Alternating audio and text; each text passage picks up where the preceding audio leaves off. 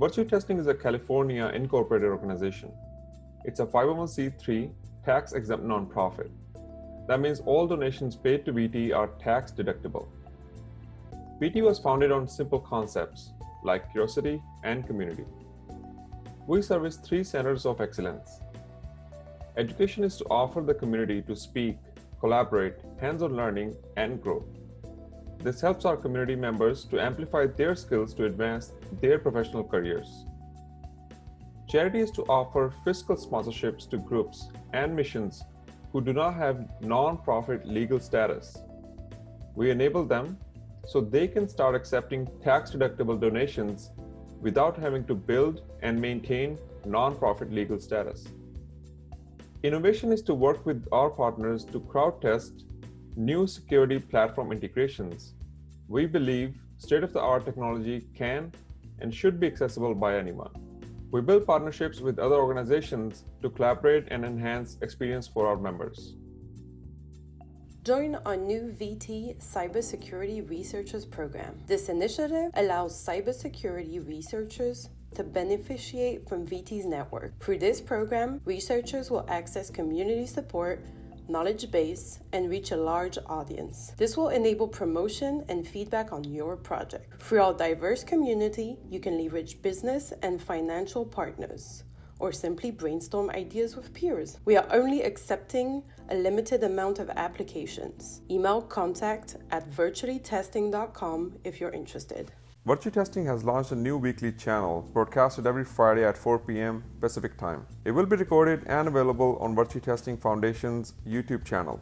So, what is this weekly channel about? Channel will be dedicated to information security, weekly highlights picked out for you. We will also invite a speaker every week for a lightning talk. What is a lightning talk? Part of the answer is in the name. A lightning talk is a short presentation of a topic that'll provide you key information within 50 to 20 minutes, kind of like lightning. I get the lightning thing now. Could I be a speaker and share about my malware analysis knowledge, for example? Absolutely. You can sign up by going to www.speakerforum.virtuetesting.com. If you don't want to be a speaker and would like to hear about a specific topic, you can email us your suggestion to contact@virtuetesting.com. That's great. What if I have questions for the speaker or the community? This channel is a place for that. After the lightning talk, 15 to 20 minutes will be saved to share and learn with the community. If there's no time left for what you would like to talk about, it could be a topic for another lightning talk. I'm excited. When is this starting? The first channel broadcast will be July 17 at 4 p.m. Pacific and every Friday ongoing. Sign up and tune in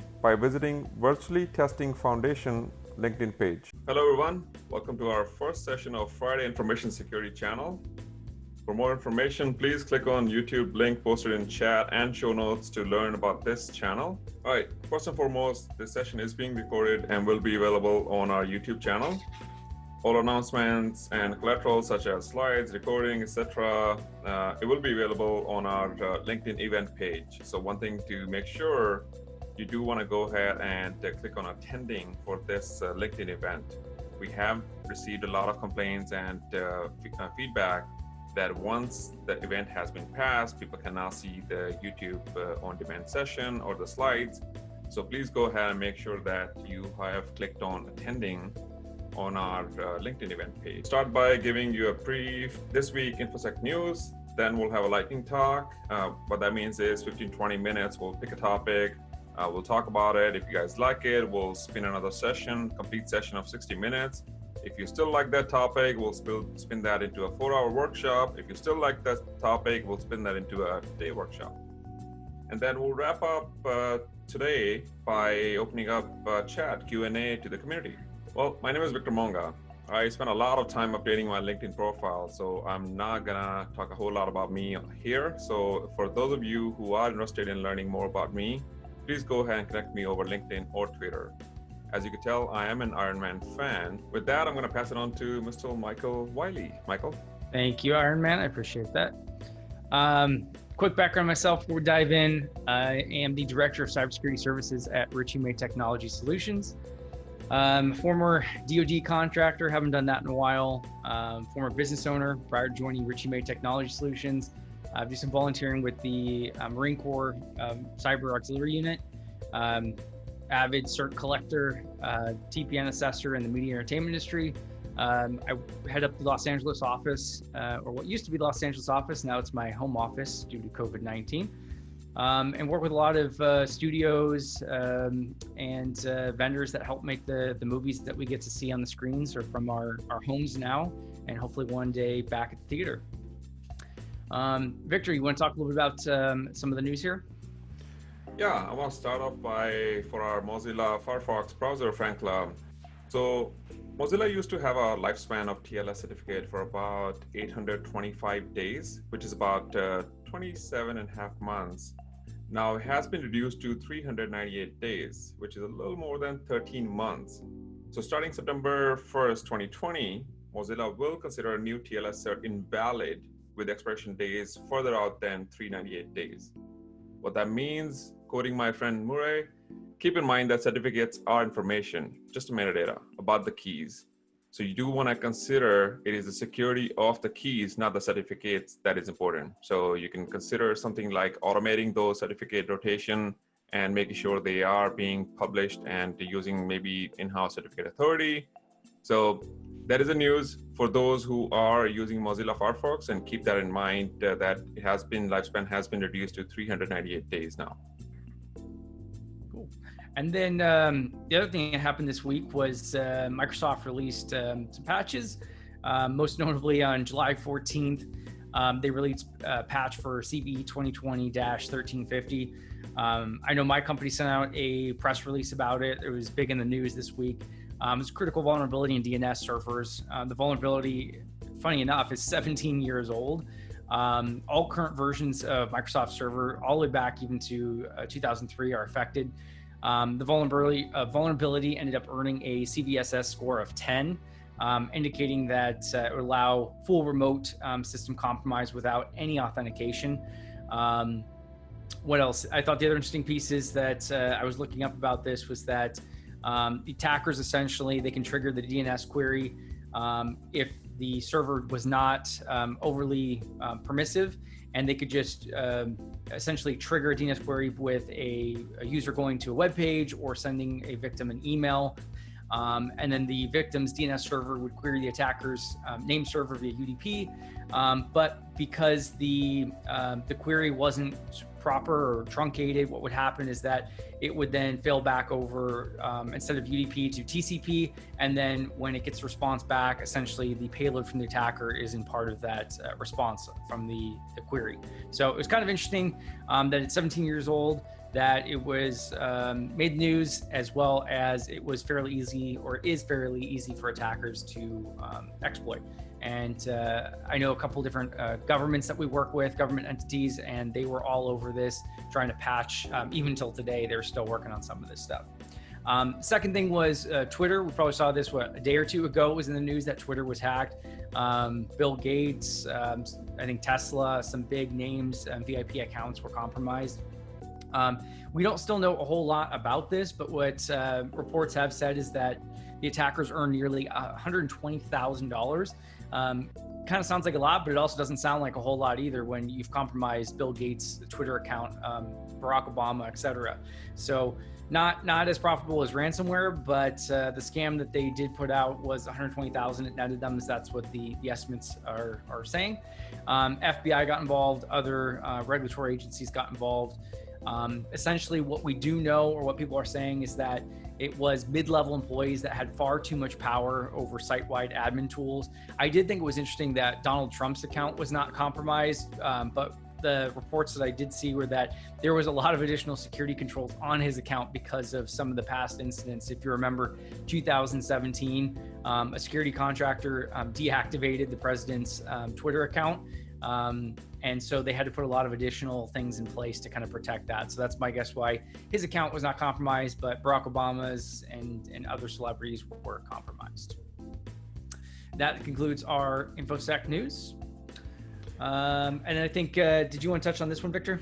Yeah, so for those of you who have Zeek in their home network or maybe corporate network, Zeek has a script to detect that Microsoft vulnerability Michael just talked about. So We will post that into our events page on LinkedIn, so you can try it out. And if you don't know what Zeek is and you want to play it in your home lab, we have done a install Zeek on Ubuntu session on YouTube, and I'm going to post that into chat right now. We'll explore more of these Zeek advanced sessions in upcoming months. Yep. So a couple of things that at Virtue Testing, we have opened up programs for researchers that they use to go out and meet their fellow researchers or potential angel investors. Now, given the situation, nobody can communicate out there in the physical space. So Virtue Testing has taken upon themselves to provide the outreach for those researchers. So if you or someone you know is researching on a cybersecurity topic or any other topic, please reach out to us. We would love to give you outreach and community visibility, either to collaborate with other peers or maybe get angel investors. We have started our internship for 2020 open enrollment. What that means is if you would like to be an intern with Virtue Testing, please reach out to us at emailing us at contact@virtuetesting.com. Not only will pair you with the mentor, will guide you, give you some hands-on training, give you some hands-on exposure to the technologies that you may already have in your resume or maybe looking at to get a job. If you or someone you know would like to be a speaker, volunteer, mentor, once again, please reach out to us, contact@virtuetesting.com. Cool, thanks. So this slide had a quote here, so I thought I'd put my favorite one in. I think this applies to a lot of things in cybersecurity, right? The Sun Tzu's Art of War. I love quoting this even to executives and trying to tie this in, because I do feel like sometimes security is a a black box, and that's an endless pit of money people are spending trying to control what's on their network, keep the bad guys out, that kind of thing. So I like to educate a lot of our clients and let them know that there's two pieces of this war, if you will, on cybersecurity. The first piece is there's the enemy and obviously yourself, but you need to really know yourself well and what you have in your environment. That's inventory, hardware, software, etc. And then also know those who are attacking you, right? If you're fighting a battle and you don't know who your enemy is, it's not going to end well for you. So quote goes, if you know the enemy and know yourself, you need not fear the result of 100 battles, right? So if you know yourself, you know your systems, your environment really well, and you know the adversaries' techniques, tactics, procedures, you're going to succeed in these battles. However, if you know yourself but not the enemy, for every victory gained, you also suffer defeat. If you know neither the enemy nor yourself, you will succumb in every battle. And unfortunately, this is a lot of what I do as a security consultant. I come in and I ask an organization, give me a list of all your computers or all your software, and they don't have a clue. They have got different reports and they don't match up, but they don't know themselves. And then some of the things they're trying to do and why they bring us in, let's say set up a SIM or EDR or whatever tools they're working with, they don't know themselves, but they also don't know the attackers they're facing, and they don't know what to look for in those scenarios. So I try and get organizations, it's a lot of work, but trying to get them towards that of knowing themselves a little bit, knowing some of the attackers and being able to identify things that are different. And if you know normal in your environment, then you can identify evil. All right, so on to the lightning talk topic. This was brought up by someone on LinkedIn, posted a little while ago of topics that people would like to hear about. And we thought we'd try it out here in a lightning talk. And as Victor said, if it goes well, we can always expand this to longer talks, workshops, et cetera in the future. So here's a quick summary of what we're gonna talk about, which is using red team tools for blue teamers. The reason I think this is important, and I love this topic, the person that suggested this, it was a great idea.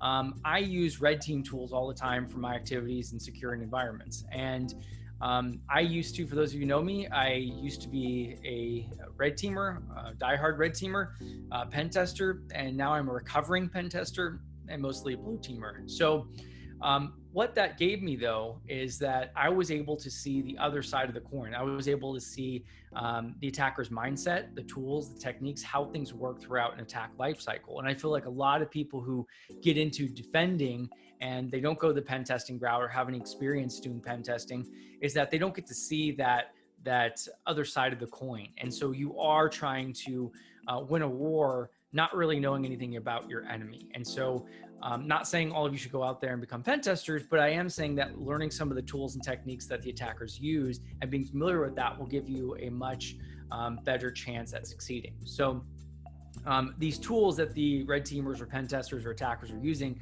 you can use them to validate vulnerabilities within your own environment.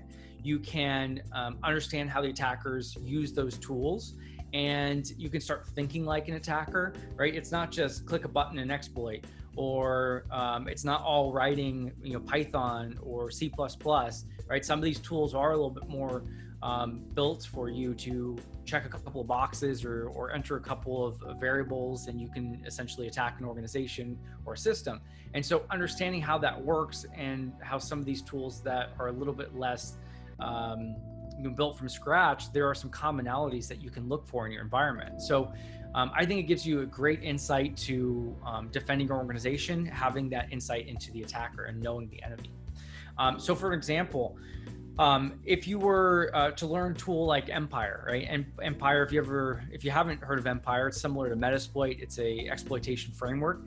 And the difference though is that Empire is PowerShell based. So the point is they're trying to be quote unquote fileless, and they're building payloads rather than the way that Metasploit does, where it might be an executable. Empire tries to make a lot of its work done in PowerShell. So it's done in memory, and it's going to bypass a lot of detection tools.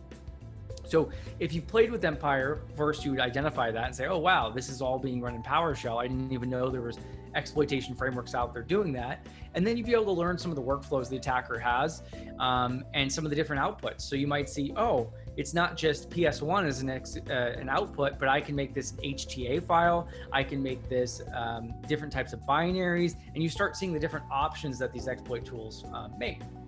And then you may be able to start identifying things that are used with that. So you might look at a couple of different payloads you built in Empire and see that, wow, they all have this common start of the payload, or they all have the same string that you can look at. And now you can use that in your detection rules and your EDR, your SIM, your firewall, etc. So I decided to pick 3 or 4 different tools here that with a few minutes just to talk about of the tools that I would probably I suggest people take a look at if you're new to pen testing tools. The first one would be Nmap. And if I had one pick, it would be Nmap. I use Nmap, it seems like almost daily when I do my work. It's open source, free, well supported. It works on Linux, Mac, Windows, and it can be used for a plethora of different things. But essentially, it's a network scanner. And so you can check for live systems, live hosts, whether they're online or offline. You can check ports to see if they're open or closed, or there's a firewall. You can check, run scripts. It has a built-in scripting engine. It's called the Nmap scripting engine. And within that, you could do things like check for SSH banners, FTP banners, web banners. You can see if certain HTTP methods are available. I mean, the possibilities are endless. And then that's just built in. There's also tons of things on GitHub for additional scripts that you can use. And so you can see there on the screen, I just showed 2 within the, you could even use it as a lightweight vulnerability scanner if you don't have the budget for something like Nessus, for example. So you could use a script there to check for WannaCry, or I should have put an extra bullet point in there because that second sub bullet point is really about the SMB vulnerability, MS0867. That's one of the vulnerabilities I show a lot of my students at colleges where I teach how to actually exploit servers and Windows. It's a bit old, but you still see it out in the wild. So you can actually test for these vulnerabilities on different systems. The other thing that I've got a talk that I spent an hour talking about this, but you can use Nmap to do inventory. If you're familiar with the Center of Internet Security and their top 20 things that you should focus on, number 1 is inventory of hardware. And I think number 2 or 3 is inventory of software. And so you can use Nmap, a free tool, to run on a script or integrate with something like PB&J to run on intervals. And so, okay, I get it. You don't have money for, an expensive tool to inventory all of your systems and software, but you could run Nmap on the hour or every 12 hours or 24, whatever your heart desires. And you can check for systems that are online or offline.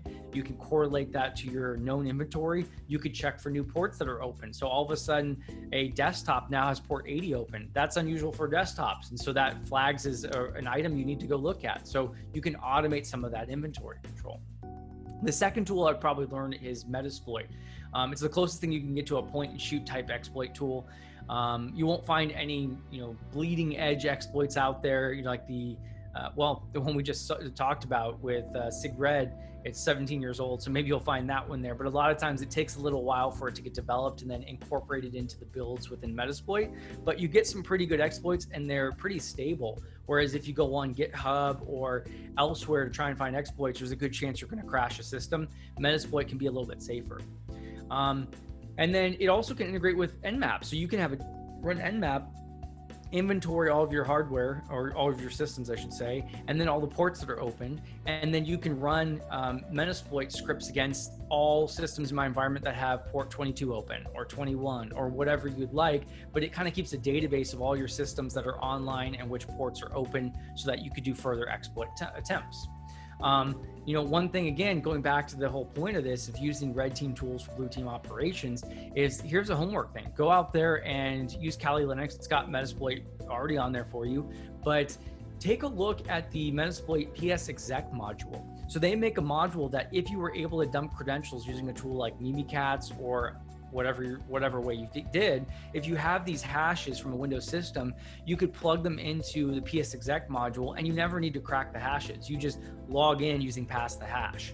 So the interesting thing is, though, a lot of people say, well, they're using, a sysinternals tool. We'd never detect that. We use sysinternals. I challenge you to take a look at the Metasploit PSExec module. Look at what kind of artifacts it leaves behind, whether it's looking at it statically or dynamically or with Wireshark or whatever tools you're comfortable with, and then compare that to the one you find in the Microsoft website for PSExec within sysinternals. I don't remember off the top of my head, but I've done this before, and there are some distinct differences between the two, the actual PSExec and the way that the Metasploit PSExec modules work. And if you find those, you can now add those to your EDR or SIM or IDS or IPS, and you should be able to detect that. I think Victor was talking about Zeek. You could absolutely add that to Zeek or Snort or Suricata or whatever tools you're using, but you first have to identify those differences and what to detect on. Okay, another tool that I would take a look at is Hydra. This screenshot is from this morning. A colleague of my colleague that works on my team, Evan Bradall, and myself, we have created a couple of honeypots out there in the cloud, and we do this for exactly what that quote I was talking about is saying, is learning about our adversaries to understand our enemy better. And so this is a report from this morning. This is the last 24 hours. We have a Windows 2019 server sitting out there in the internet somewhere, and it has very weak passwords. And so the point of it is that we want it to get compromised, and we have high logging with Sysmon, AppLocker, etc. All of our logs are shipped off to Sumo Logic, and we take a look at this stuff in real time, and we see what the attackers are doing. And so some of the stuff we learn here, for example, is that attackers are using tools like Hydra to brute force, and look at how many times they're trying. 24 hours, our administrator account, someone tried to log in 22,000 times in the last 24 hours. Admin, it got about 1,800 attempts and so on. So we track this, and then we use this, one, for our word list when we're doing pen tests, and two, we tell our customers, don't use any of these usernames. These are not good usernames because that's just what the bad guys are using. So what is Hydra? Well, Hydra is a password cracking tool. It will do it online. So unlike a tool like John the Ripper, where you're dumping credentials or hashes and you're trying to crack them on with GPU on your computer system, Hydra is basically brute forcing or allowing you to brute force different systems. So you could see protocols supported in the bottom there, things like Cisco, FTP, HTTP forms, rlogin, rexec, SNMP, SMTP, POP3, RDP, MySQL, Microsoft SQL, and so on and so forth. It supports all those protocols, and you can basically feed it a username or a list of usernames and passwords or password lists and check that. And so you can think about, if the bad guys are doing it all the time, Why shouldn't you do that? And in fact, if you look at the newest standard from NIST 863, they talk about checking your users' passwords against known bad passwords. So for example, things that were in the Ashley Madison leak or LinkedIn breaches, you can take those lists that you can get off the internet and you can run those against your environment, against different systems, your Cisco routers, against your SQL servers, and you can make sure and validate that your users are not using these bad passwords. And if you get in, you obviously notify them and say, hey, we need to change the passwords. But if the bad guys are using it, you need to use these same tools to check your own environment. And lastly is Burp Suite. So I threw this one in the last minute because I thought maybe there was some web app people out there. And so this one specifically is for web apps. If you're doing any kind of testing, even on your own site, I'll give a quick story here. I was spinning up a security operations center for a healthcare insurance company in the El Segundo area. And I was talking with some of their quality control people one morning when I got in the office, and they were telling me how they do testing on their website. And they obviously have logins and all kinds of health information of their customers. And they basically said, yeah, we've got a new form that we see or a login page, and we just try a couple different things, characters, make sure it doesn't break.